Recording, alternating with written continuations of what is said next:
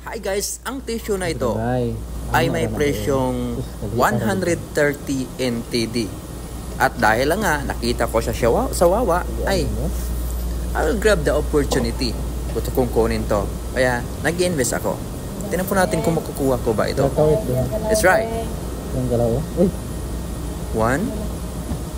So, $10.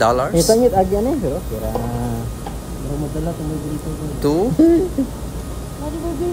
$2 na to or $20. Okay.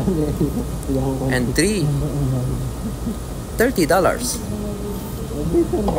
Pang tatlo. Pang tatlo na hulog.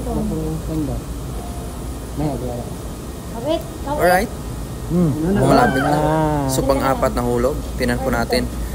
Or pang $40 in TD.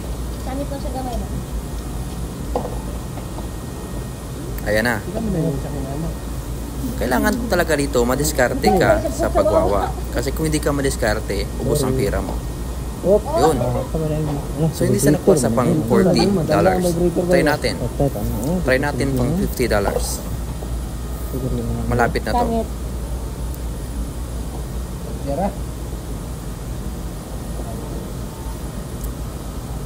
Yan. Oops. So hindi pa siya nakuha. So pang $60. Ito na kaya? Ito na kaya? Tingnan po natin. Kung makukuha ko pa talaga to. Ayun. Ay, sumabit pa. So, sabit siya eh. Sa pang $60 natin. Oh, nahulog din. Alright. So, dihado po tayo sa Wawa natin this time. Kasi sa halagang $130. So, nakuha ko lang siya sa $60 only. So, guys, thank you for watching. And